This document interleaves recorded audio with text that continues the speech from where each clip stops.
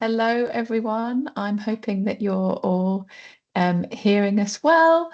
Thank you so much for joining us at this webinar. This really cool. You rub it on a black touchstone, apply nitric acid, and then see what happens. And if the mark goes away, it's fake. And if it stays, it might be the real thing. And then you can do other tests. Oh, someone's got some very fast speaking. So yeah, if everyone is able to mute, that would be fantastic if you're not speaking.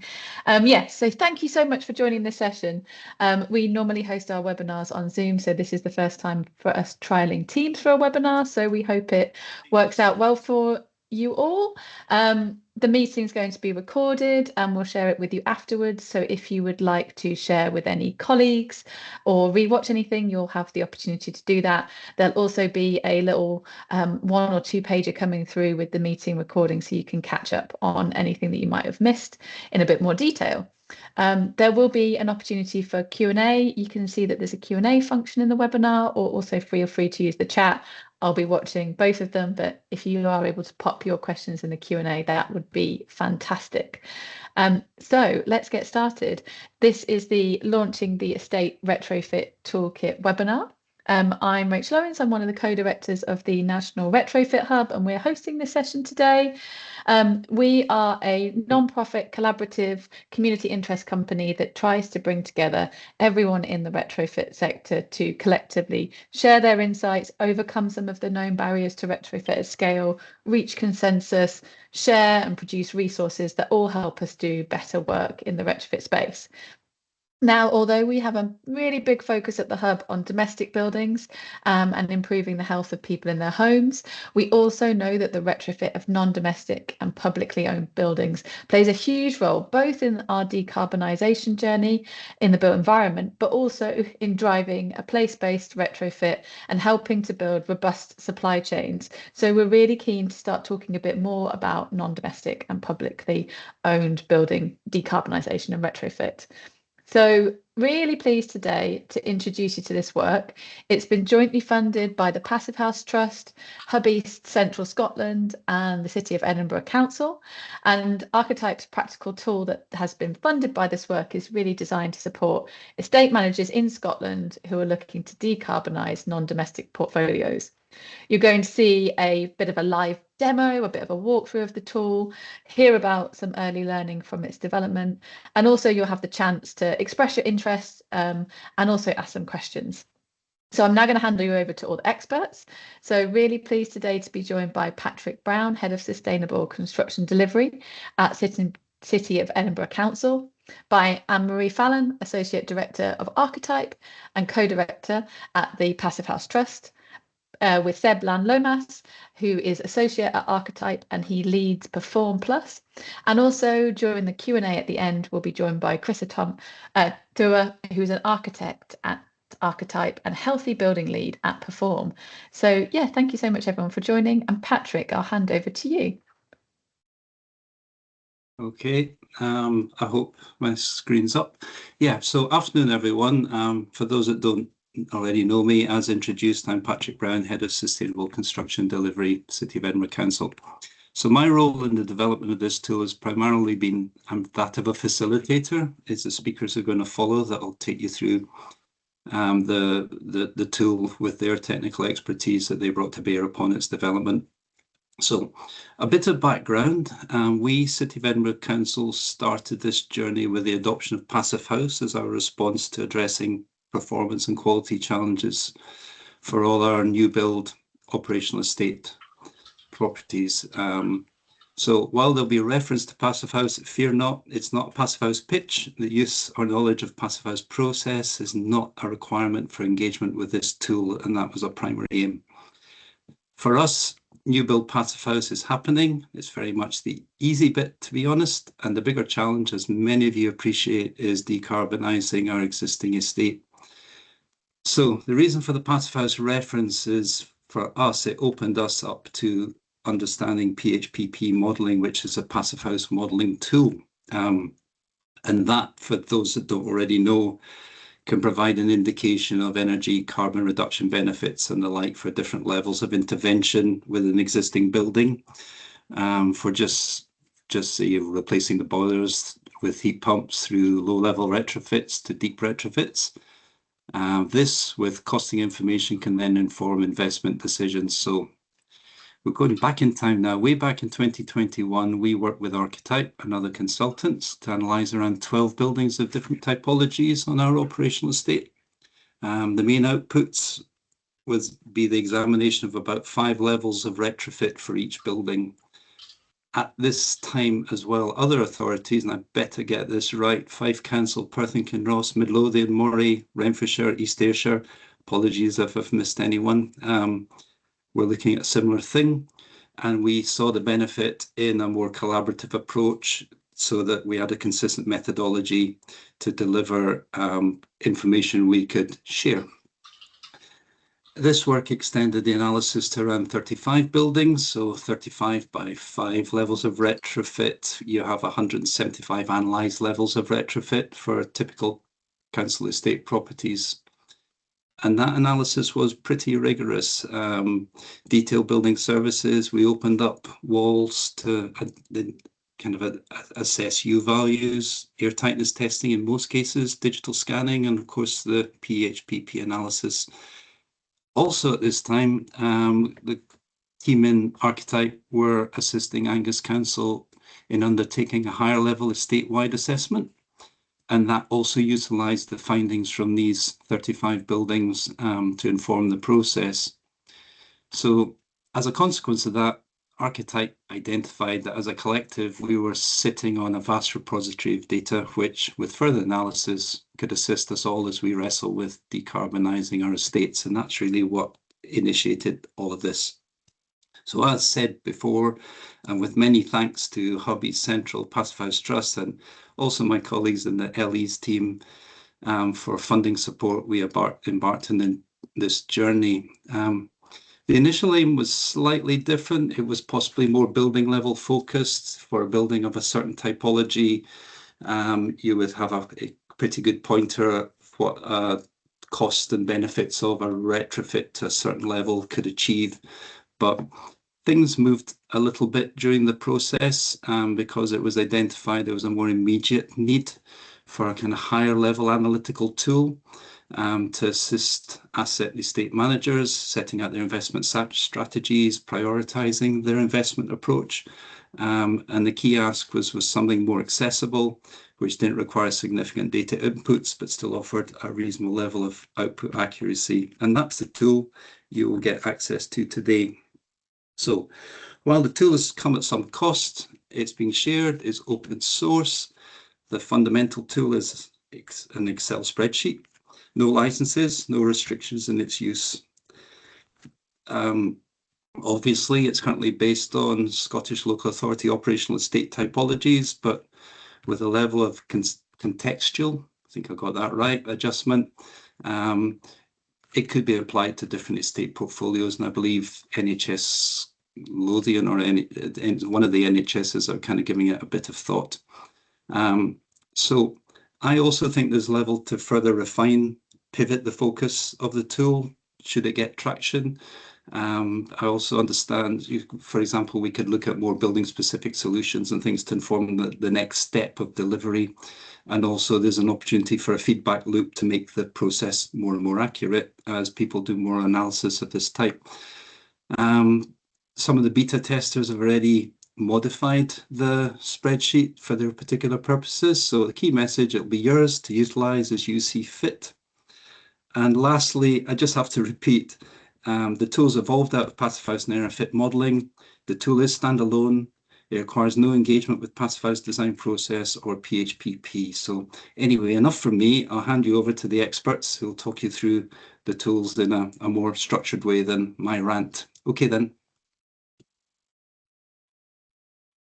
Thank you so much, Patrick. Yes, over to you, Seb and Anne-Marie.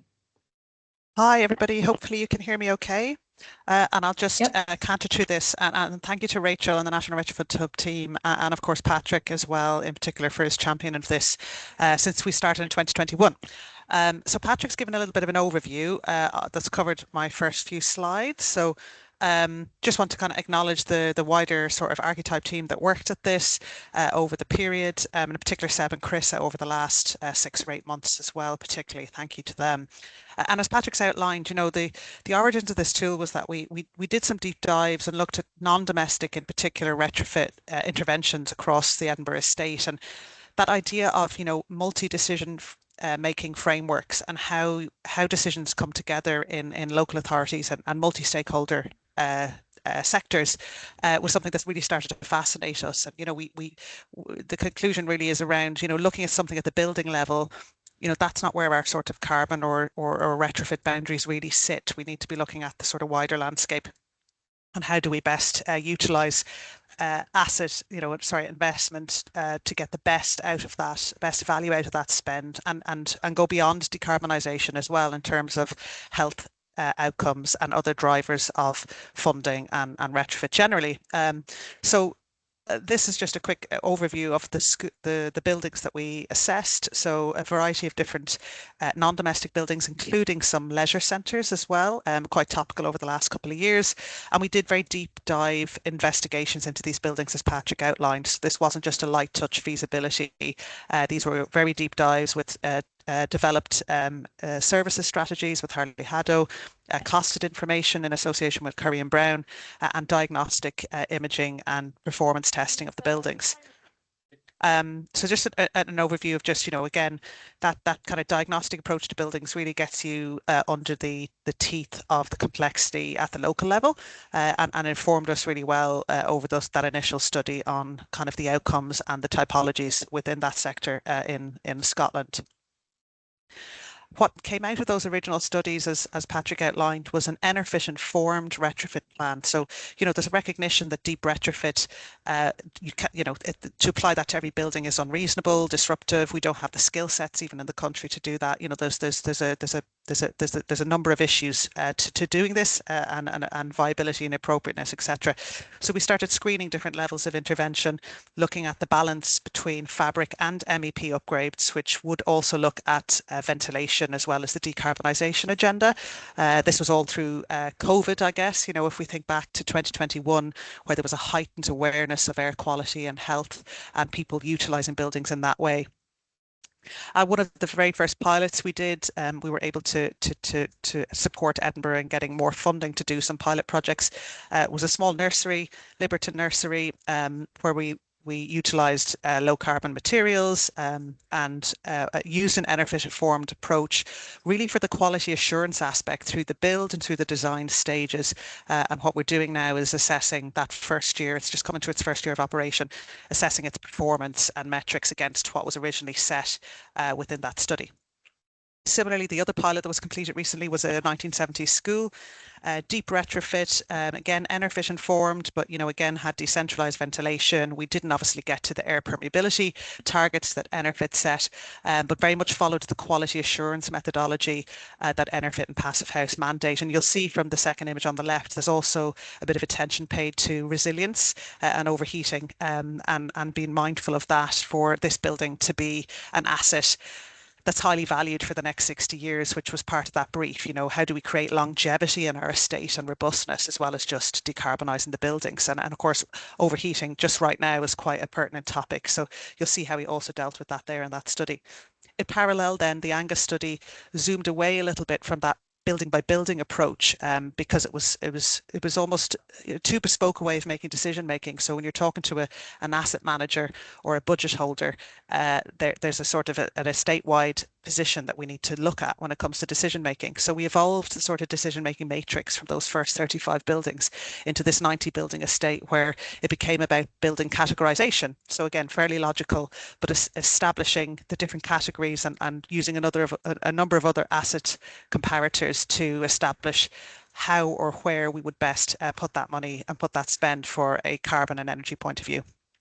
And I'm sure many people on the call are familiar with the concept of stranded assets, and you know, it's something that was a bit of an alien phrase maybe back in 2018, 2017, but it's something that our insurance, our finance industry, you know, we're seeing it from central government with the MEES requirements now changing to EPC-B by 2031, so sort of a bit more of a push towards efficiency, and that will also include our cooling loads, which, you know, some of the software that we're modeling with at the moment doesn't actually include cooling loads at the moment. So again, there's a whole sort of resilience piece around how you know, how our assets are going to perform in the future, how insurable are they, how healthy are they going to be for people to work and live in, and again, this decision making process is there to support on that journey. So really trying to establish an investment hierarchy is the, you know, the dream for decision makers and budget holders. How do we know that we're putting best value spend where, you know, beyond pilot projects, which are great and great demonstrators, but they're not reflective of how a day-to-day or year-to-year operation of an estate management team performs. So the decision-making kind of evolution that we have been on over the last 4 or 5 years then has accumulated into this toolkit, which is based on a lot of the actual data and CIBSE benchmark data, and hopefully soon the DESNES UCL National Buildings Database data, which is a very rich source of information, particularly on non-domestic, that's just been issued at the start of June there. To help create a kind of rationale around how we make asset investment decisions, provide simple reporting. So part of the toolkit's sort of attraction is, you know, being able to output quite complex information into a small summary document that essentially gives you a decarbonisation pathway on your estate to 2045, and to make it accessible and interactive. So while something like this can sit on some snazzy platform behind a paywall or in some particular software format, which is great, we left it at Excel level for now, just to, I guess, demonstrate its sort of simplicity, but also to be kind of transparent of where the values are coming from, and to allow that interrogation, because this type of decision making evolves all the time, and essentially this toolkit of parts will continue to evolve as well. So this is just outlining who we've consulted with and what local authorities did some initial testing on it in detail, and then just to reiterate the kind of market for this. So we're focusing particularly on the public sector and the different faculties within those public sector organisations that make decisions or provide the technical data to make those decisions. And it's designed to be an ongoing use tool. So you don't just do it once and then make the decisions for the next 20 years based on that one iteration. It's designed to sort of encourage you to improve your estate and look at it differently, and maybe gain more of an understanding about your buildings, because the literacy out there, you know, is genuinely very poor about maybe, you know, how do we do this, and how as an industry do we respond? So, you know, we mentioned this is kind of Scottish in its evolution, because Scotland has had more ambitious climate policy over the last number of years that the industry has been able to respond to. But really, this is sort of national application, really, with just different legislative frameworks behind it. So we have the macro framework, which local authorities must work within in Scotland. So there's the various heat networks, Leahy's Acts, Climate Change Scotland requirements, etc.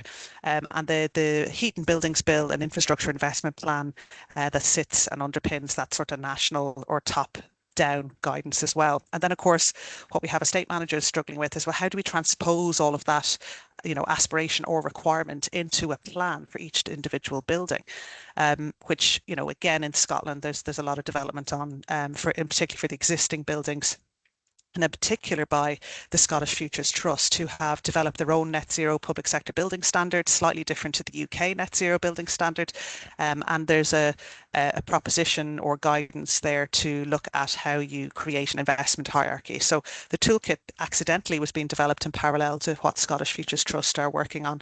And Scottish Futures Trust have led the way in new builds, for example, where they've done outcomes-based funding for education buildings in Scotland, which has really changed the culture around construction quality. And again, I feel the intent is going to be similar here with retrofit, that we should be doing quality retrofit and decarbonisation if we are going to do anything to buildings. So back more towards the tool, the methodology overview is a binary methodology to to break the buildings down in your estate into 4 basic groupings again. So trying to keep things quite simple. There's a series of criteria questions that the toolkit guides you through. Some of these questions require you maybe to go elsewhere to get information. So grid capacity, it can't promise that it doesn't have that built into its back end, but it's prompting the user to go to informed or other sources in order to make the correct decision, because this is about decision making rather than telling you what to do or prescribing a solution for each building. So the 4 groupings are decarbonised first, fabric first, operational optimization, or for various reasons, which Seb will get into when he goes through the tool, excluded. So the excluded buildings don't mean that they're not treated or responded to, but just they might go through another process first before they're brought into that connection. And our first pilot that was completed, Liberton, that was a pilot project, so there was specific funding won for that project as an explorative pilot around non-domestic retrofit. But if we went down through the criterion for that building, a trigger point was BB 101, or high quality ventilation compliance for that building, which triggered funding and triggered a suitability requirement that needed to be addressed within the decarbonisation sort of picture beyond just sticking in new heat pumps. But if that wasn't a pilot project and it was just part of the overall estate, because of its size, that building might have had a building optimization protocol applied first, because it's EUI over 300 meters squared, in a vast estate of maybe 1 million meters squared of building, it is quite small. So the sort of significance of it relatively needs to be taken into account and is taken into account in the software. And it doesn't mean that it's not reassessed later. It's part of an iterative process. And after that building gets optimized, it's then assessed again and it moves through the matrix again to decide whether there is a next step for the building. And perhaps at that point is when you decarbonize a building, when you've created the improvements in the first place. So it's a screening methodology. It brings you through a series of moments where you're able to get through your 4 groupings, group A, B, S, and E. And then depending on your life cycle replacement or sequencing of the works that you're able to input in the software, it will screen or rank when those buildings might be suitable for the interventions that you might guide it to. So there's sort of a prioritization timeline built in, which again just helps that sort of long-term 20-year plan of investment spend. So some just quick examples. A fabric first approach is just an example here of maybe a school building. So 1970s, 1980s school building, something very similar to what you just saw refurbish in a few slides ago, has various issues with the building. But there's been a decision that that building's going to have a stepped approach over time because there's been a decision to invest in that asset for the long term. And gradually then that has a benefit over time of the grid capacity reduction, EUI and CO2 reduction, and hopefully continually reduced running costs depending on how our energy markets respond over the next 2 decades. If we picked fabric first, that really is about doing some optimization and really prioritizing that as our first step. So we don't just throw a load of heat pumps into a building. We really need to understand what the actual energy use behavior, what improvements we could do at a sort of small spend, best investment value before then we decarbonize. And we get less benefit from that, but we do get our kind of clean heat agenda satisfied. And perhaps that's a driver then for a certain proportion of buildings. And then finally, if we decarbonize first, it doesn't mean that we cannot apply fabric or other investment measures later. So maybe at the end of that heat pump's life, there's a decision made to connect it to a heat network, or there's a decision made to actually invest in its fabric later on in its life. So again, it's just demonstrating that buildings evolve over time. The intended outcome. So we did a bit of testing against other toolkits, just sort of high level in terms of like information. What other outputs do you get out of the testing? And although we didn't have 10 million to spend on,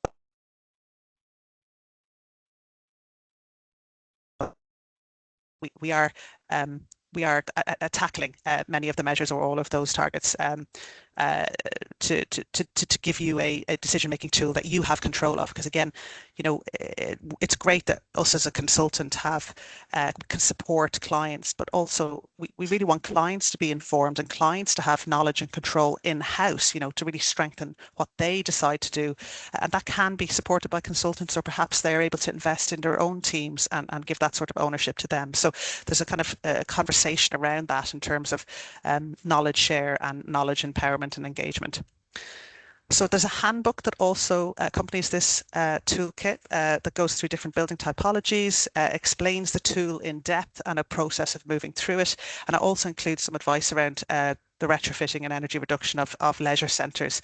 Again, a sort of high priority item in local authorities. Just to come back on the concept of building optimization, I think it's a really easy step that we tend to forget, you know, when we know there's a decarbonisation plan or there's like a retrofit plan somewhere. What is the building actually doing first? Can we actually take the time to look at that building for 6 to 12 months and understand its performance? And the City of Edinburgh gave Archetype the 20 worst buildings, the energy information, the energy manager access to their 20 worst performing non-domestic buildings, and demonstrated over a period of time how they were making 20 to 30% savings in cost or energy by really simple interventions. Some of them are just adjusting heating schedules, just because maybe somebody hadn't really assessed that in an optimized way before. And of course, that's reducing cost and carbon and helping optimizing the performance of the buildings. And there's plenty of data, including from the University of Edinburgh, to prove that we can get to 20% or almost 30% optimization and carbon reduction before we even put a heat pump in. So it's a really low-hanging fruit, good way of looking at carbon and energy consumption reduction in the first instance.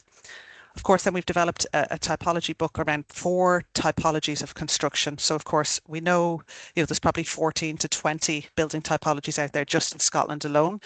We have iterations of building typologies. We can see just from the DESNES UCL National Buildings Database how they've sort of layered on the typologies and groupings of buildings. And it's very, it's complex. But we stuck with just 4 principal typologies and gave some hygrothermal, thermal guidance around how you might best approach those details. Stepped interventions in buildings in general, and particularly non-domestic buildings, isn't an area that has been explored in depth. So I know there are some architects, collective architects, for example, in Scotland that are actively involved in some stepped retrofit pilots at the moment.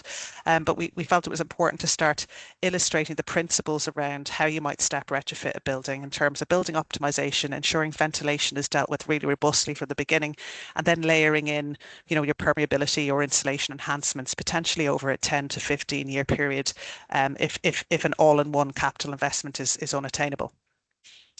We've also worked with Curry & Brown to look at overarching costs. Okay, so they've been based on actual projects, but when we start looking at costs over time, we have inflation, we have contingencies of risk in there. So these figures end up being quite significant, but they're also really useful for financial planning over a period of time.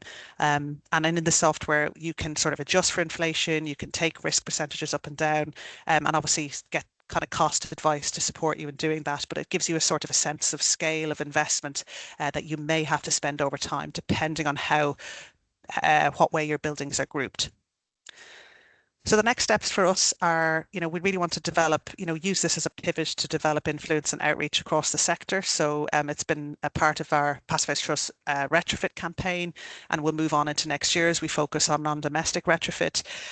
We really feel that actually, if you do proper due diligence on your estate, can that actually deliver better funding or more enhanced funding? Because if you do that due diligence, surely you deserve more funding because you're more informed about your buildings, for example.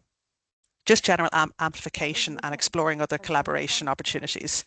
And we can see in Germany, they've been doing this for a decade or two now, where they've actually given extra money or extra funding if you go for a slightly deeper refurbishment. So again, that focus on longevity and asset value enhancement over time to avoid that stranded asset situation.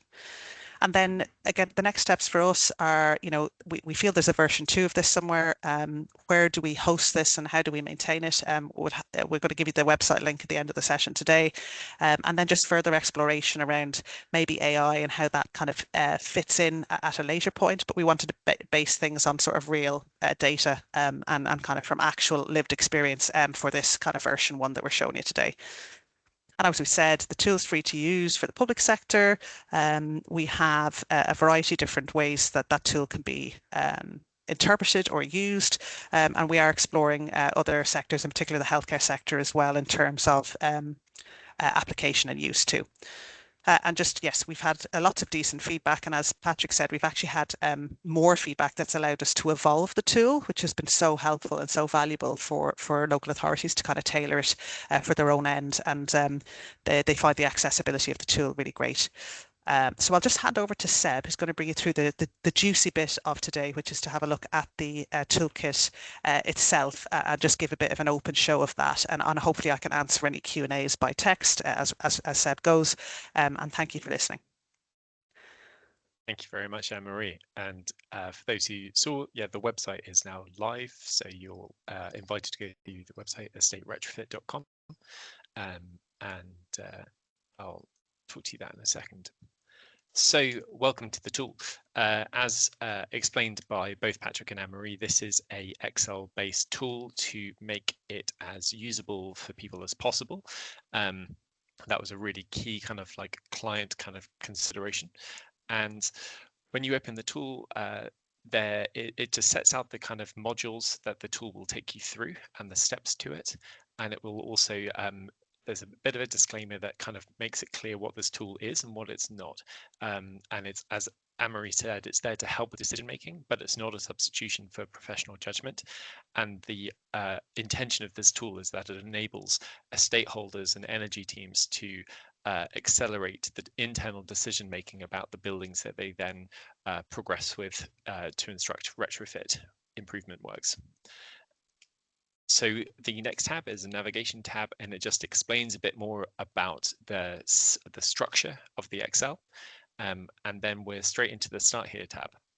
So the first thing you have to do is just put in your estate name and the scenario name if you want to do an option. Anything in the tool with a red tab, you have to put information in order for the tool to work. And then yellow and blue are optional. Blue is where we think you might need specialist assessment, subject to what information you already have. And then we have the few inputs that you need for your estate. And this was developed with a lot of conversation with the stakeholder group.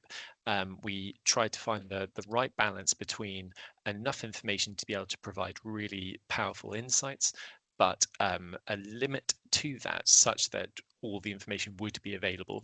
And this is something that we had learned from the previous 40 studies and then a study with Angus as well.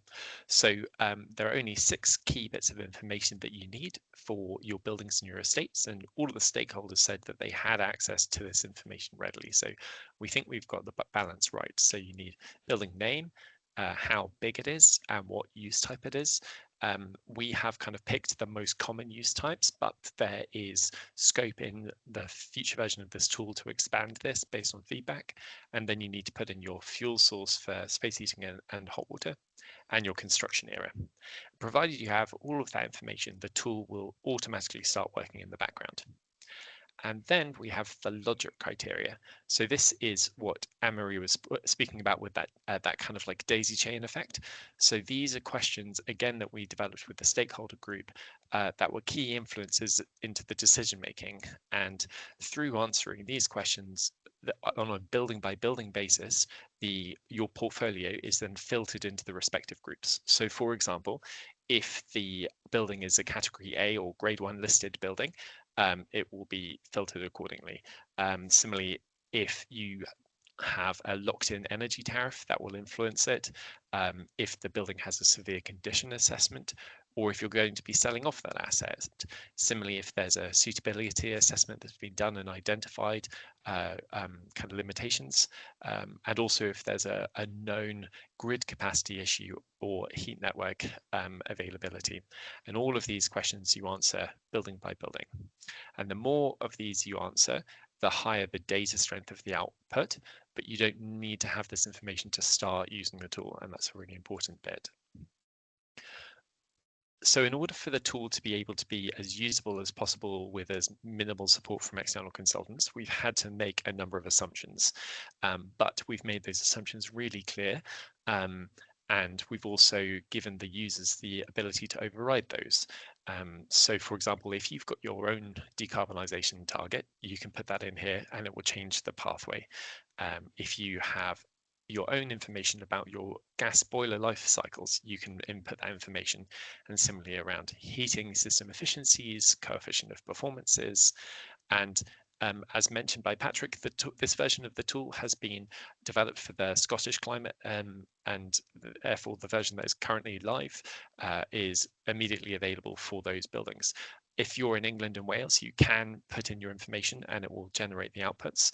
And but register your interest, and we are very keen to support the idea of developing an England and Wales specific climate version of this tool. As mentioned by Anne-Marie, the first step needs to be optimizing your buildings, and we've got a conservative 10% as the default.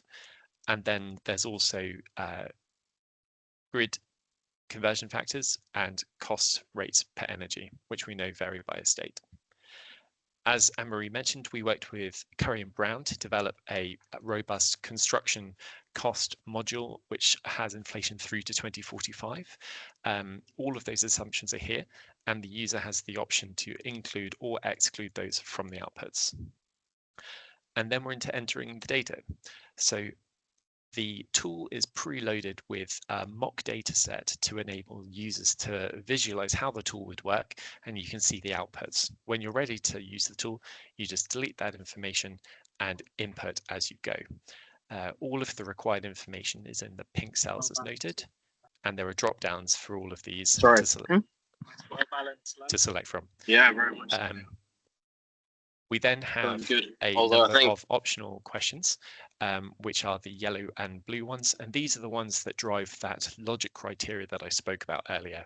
The blue ones where you might need some input from external advice. When we were developing this tool, some stakeholders said, this is more than enough information, this is great. And others who had more developed teams said, we've actually got more information we'd love to be able to put into this. But we were kind of keen to find the right lines. So if you press this expansion tick, you then have even more opportunities to put information in, such as if you have your actual known energy use by fuel source at a building level, you can put that in. Construction year, boiler efficiency. If you'd like it to be a single hit or stepwise retrofit, you can input that information, but it's not mandatory in order for the tool to work. And at that point, the rest of the tool is all automated outputs. So we have a suite of pages here which can be printed for a presentation or a board report. And the first page is just showing you your estate and helping you visualize where the impacts lie. So this is showing where your carbon sits by your buildings, by your construction eras, and by your use types. And then very importantly, we're reporting how much of your estate is optimized or not, prompting that piece that, for example, in this mock data set, 91% of your buildings still have those easy opportunities before costly construction work. The next page then visualizes how your portfolio is filtered into the respective groups. So of this mock data set of 115 buildings, 25 were excluded. For example, there was some missing information, some were being sold off, some were an outlier building use type. We then have 22 filtered to optimization only. For example, if it's a category 1 or grade 1 listed building, or if it's actually already a fully electric building. We then had 58 identified for decarbonisation first, and 10 identified for a fabric first. And of those 10, 6 because of suitability issues that needed to be addressed, and 4 because of grid capacity that meant they had to do the fabric work to bring down the demand before the electrification. Moving on, we then have the decarbonisation pathway of the estate from today through to 2045 based on those groups. So you can see the decarbonisation first is the blue, which tapers down, and then the other groups on top of that. We then also have the estate-wide running costs as it currently stands by group. And then once you've done your optimization estate-wide, and then you'll notice that in this instance, the costs go back up after the interventions, and that's because of the spark gap when you convert to an electrified estate. And obviously that emphasizes the importance of doing the fabric work to bring that down.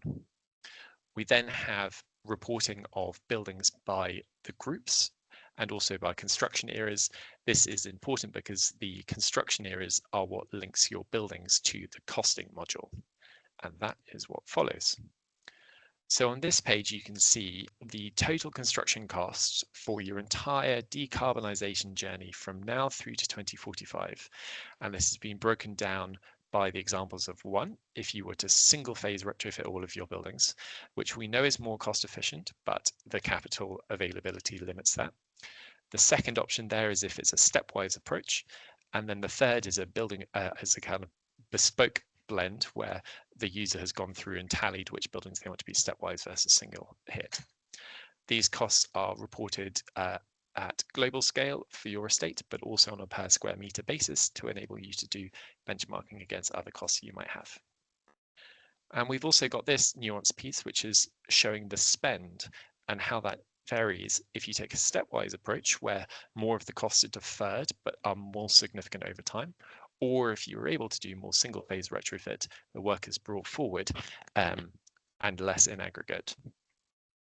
We then have reporting again by package of work based on the decarbonisation first and also the fabric first for both single phase and stepwise.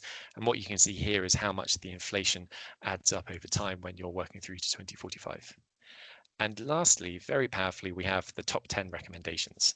So this shows you your top 10 buildings across your estate, for example, carbon savings versus operational cost savings, or on this page, we have energy savings versus construction costs or energy versus operational costs. And this is the kind of really useful tool to enable someone to rapidly say, okay, these are the 10 I'm going to focus my attention on. We've also got this page, which talks about data strength. This is really important, as Anne-Marie outlined. It's important to know where you have confidence on your decision making and where you don't. So for example, in this data set, we've got all of our mandatory data, but only 19% of the optional data. And in this instance, we've got a lot of missing boiler replacement life information. But what's powerful is the tool automatically lists all the buildings where that information is absent. So you could then procure a surveyor to go and collect that information and increase your data strength. And the tool is estate level at its intention, but we've also involved a single building reporting module. So here you can put in a building number and it will live draw the respective information. It will tell you what group it's been filtered to. It will tell you the pre and post optimization and intervention outcomes for that building to allow you as an estate holder to then use this to begin developing a brief with a project team to then deliver that project. We also show which buildings have been excluded based on the first set of screening questions. And there's also this summary overview flowchart, which shows your whole estate by the different groupings before the intervention, after the intervention, and your estate-wide carbon savings and energy savings. And lastly, for clarity, that decision-making process is also included in the tool for transparency. So I invite you all to visit the website. If you go there today, you will be able to, if you're a public sector organization or estate manager, you can click here and you'll be able to have access to the tool and also the handbook. And if you're from the private sector, if you select this option, we'll then reach out to you and have a conversation about how we could support you to decarbonize your estate as well. And with that, back over to you. Thank you very much, everyone. Fantastic. Thank you so much, everyone. If we could bring Ben, Seb, Anne-Marie and Chrissa up on the screen, we'll have a bit of a Q&A. But yeah, I feel like that's been a lot to absorb. It looks like an absolutely incredible tool. I kind of had an initial question about, you mentioned that you really were keen for clients to be able to have an understanding of their estate and what they might want to do almost before they might engage a professional. But what level of expertise do you imagine a person might need to be able to engage with this? Do they need a team on board to begin with to do it? Who are you kind of imagining might use this, and who might they need to talk to in order to make the best use of the tool? Do you want to go, Seb? Yeah, sure. So, I mean, this is where the beta testing has been really useful. So it's been beta tested by, I think, 7 local authorities now, and this is with their estate teams. And none of them have not been able to engage with the tool and find the information to put that in. And I think that was the really important point, is that like it's kind of intentionally been focused on the information we know that they have to be able to leverage that information with the extensive detailed investigation work from the 40 studies. So we've leveraged that data to mean that you don't need to collect that on all of those instances to start having that high level conversation about the outcomes that could be achieved and the route to doing that ultimately. Thanks so much, Seb. And yeah, there's just a bit of chat happening about access to the website, and I think we've confirmed that will be double checked. So if you are having issues with it being blocked, obviously we know that lots of different organizations have different controls. So yeah, we will look into that as well. So do bear with if that is the case for your authority. There's a question here from Thomas Garwood. He asks, has the tool got a method to include already planned capital works and account for them within the planning strategy? And I also guess I wondered, as a build on that, you've part of the information you include is on the build year. Does the tool assume that there's been very limited upgrade work since then, or are you able to in any way add in information on works that might have already been completed? So one of the things that the tool doesn't include is the kind of like projected maintenance cost budgets. And that was a kind of conversation we had with the beta testers. And we know how we would include that in version 2, and it's a really important thing because that's the thing that estates know that they have got planned out over time. And we know that that can dovetail, when it's done best, that dovetails with the stepwise retrofit costs. So it brings down the construction costs per piece of work, whilst also helping reduce the maintenance risks longer term. So that is not included in this version of the tool, but we know how we would for version 2. And the other question about including works done thus far, and this, Anne-Marie was kind of touching on this earlier, the data does not exist able to allow us to have a tool that says per intervention, like if I've retrofitted my walls, what does that mean for temperature and CO2 and moisture in the broad variance across the non-domestic sector? So we haven't been able to do that, but what you could do is in the individual building, you could put in your known energy use, and that would show the distinction against benchmark EUIs. Yeah, that's a really good point. That being able to add the actual real world data to give you more confidence is such a powerful. And as Seb moved through, you know, there's this you can use the tool with only 6 pieces of information. Obviously, the richness is to add the actual building consumption, and I know there's a few AI related questions there as well in the chat. But you know, what we really focused on was the sort of actual consumption and performance on that sort of more tailored level, rather than kind of prescribing benchmarks or the sort of AI mapping, which I think will have to be reinterrogated now that we see the DESNZ and UCL reporting out, looking at, you know, the categorization of groupings of buildings and how, you know, energy consumption actually is sitting.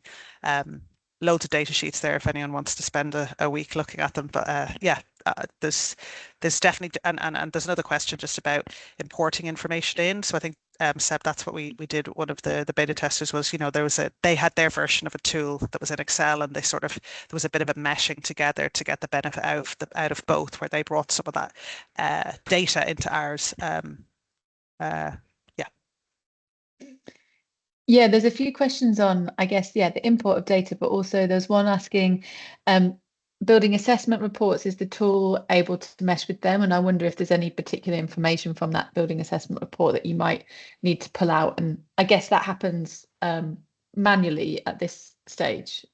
Yeah, I mean, there's a Chris has developed, you know, there's that binary option on the report where you do deal with condition. So, you know, it's not just a yes or no. You're going to have data sitting around that to understand what that condition is, and is there a driver in the condition rating of the building that's going to allow or trigger funding, for example. So at the minute it informs the binary process, just like if you had to go to the utility provider to say, right, what's my grid capacity in the area? You know, if we don't retrofit these 20 buildings, or we want to decarbonize them, is there is there capacity, or do we have to look at, you know, battery storage?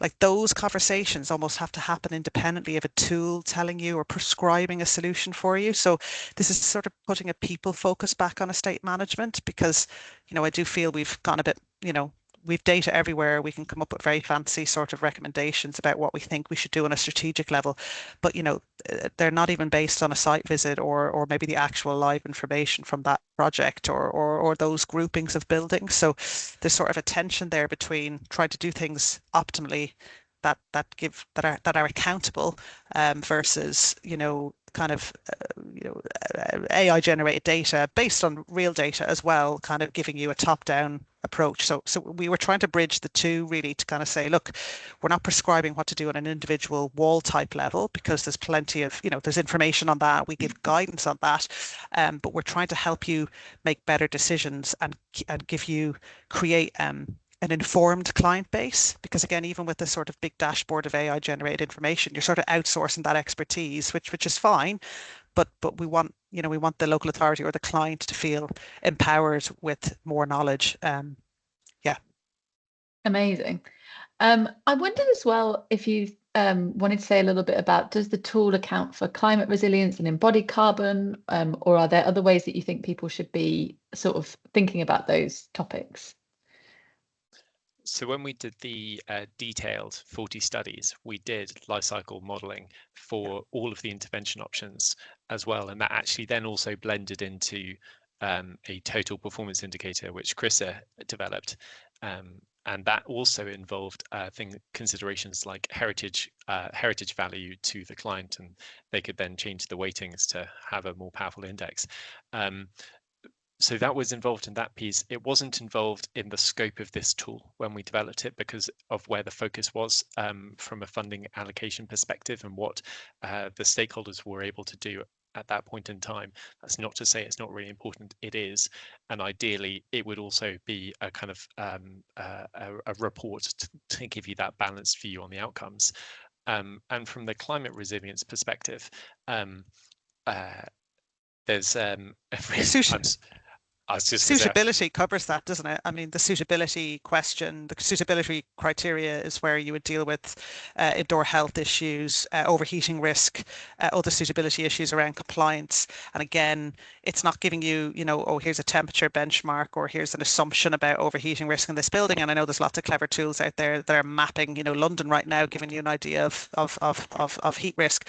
But it gives you, it's given you the kind of information to go away again and interrogate that. So how would you say, if there's a trigger like there was on Liberton, where BB 101 had to be part of the retrofit plan, we had to comply with a certain ventilation quality as an education building, that then triggered, that was the suitability test that triggered the better health outcomes. Or with overheating, with the pilot project 2, from the building level assessment, it was very clear that that building had an overheating risk, and that was dealt with it as part of that resilience piece. So again, really kind of trying to bring that ownership of those decisions back into the consultant who eventually might be procured to do that work, rather than trying to kind of put a sort of a paintbrush over the whole estate and sort of start categorizing without an informed sort of due diligence behind it.